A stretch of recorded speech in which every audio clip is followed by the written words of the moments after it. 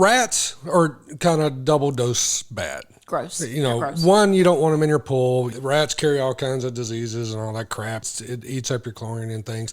What we face a lot of here in Texas is rats love to get into pool heaters. Oh, why is that?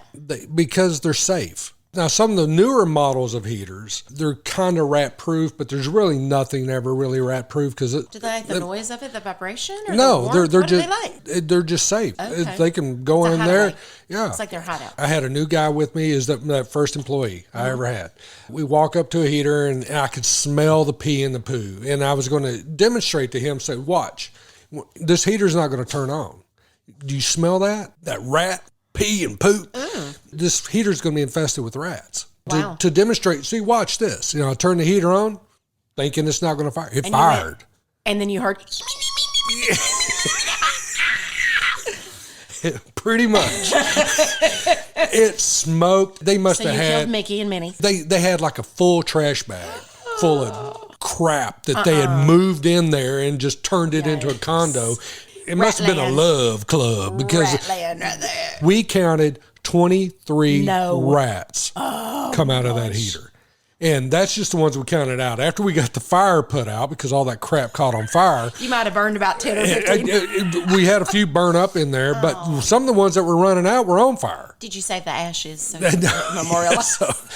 I almost lost that employee. He was up on the fence. These things are going in every direction. They're climbing up the wall.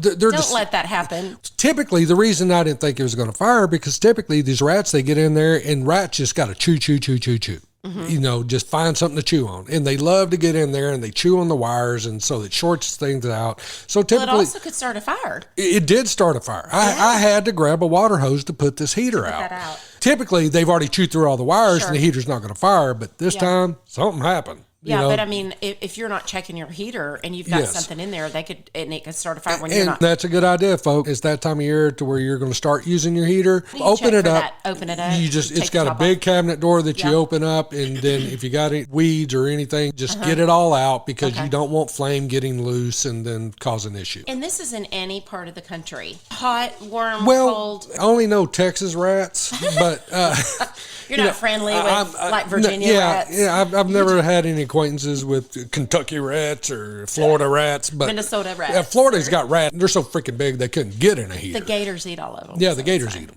Now, I'm sure no manufacturer is ever going to recommend this. I've seen things. But you're going to say it. I'm going to say it. Mothballs. Okay. You put mothballs in the heater cabinet, not in the burn chamber. Not in the burn chamber, people. But just in the cabinet. Okay. Anybody I've ever told to do this that actively did it, and you got to do it about every 30 days because mothballs, wear out. Right. So you put mothballs in the cabinet. I've never had to go back to one that had mothballs in it and rats. Is that year round? Or is it? It's year round. It's winter. So it's fall.